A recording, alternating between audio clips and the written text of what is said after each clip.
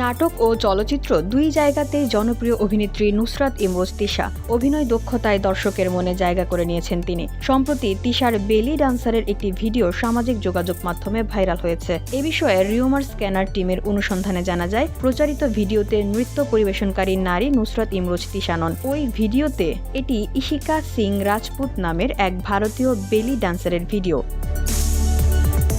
ওই ভিডিওতে ডিপফেক প্রযুক্তির সহায়তায় তিশার মুখ বসিয়ে ভিডিওটি সামাজিক যোগাযোগ মাধ্যমে ছড়িয়ে দেওয়া হয়েছে। এ বিষয়ে অনুসন্ধানে ইশিকা সিং রাজপুত নামের এক ভারতীয় বেলি ডান্সারের ইনস্টাগ্রাম প্রোফাইলে গত 23 মার্চ প্রকাশিত একটি ভিডিও খুঁজে পাওয়া যায়। ওই ইনস্টাগ্রাম প্রোফাইলে একই ব্যাকগ্রাউন্ডে একই পোশাকে তাকে আরও একাধিক নৃত্য পরিবেশন করতে দেখা যায়। উক্ত ভিডিওর সঙ্গে নুসরাত ইমরোজ তিশার নামে ছড়িয়ে পড়া ভিডিওর তুলনামূলক বিশ্লেষণে দেখা গেছে, দুই ভিডিওতেই নারীর পোশাক, অঙ্গভঙ্গি এবং পেছনের ব্যাকগ্রাউন্ডের হুবহু মিল রয়েছে।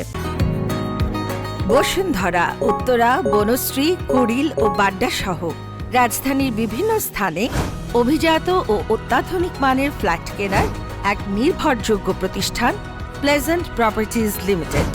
তাই আপনার স্বপ্নের আবাসনের জন্য আজই যোগাযোগ করুন। Pleasant properties limited, where destiny matches eventually.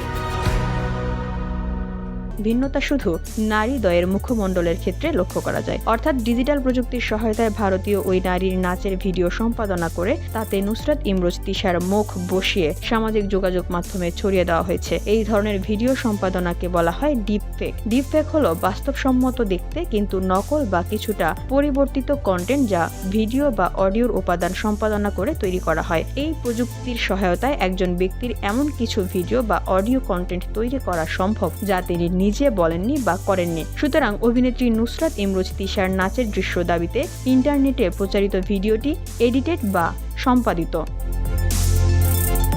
VOD Bangla news desk.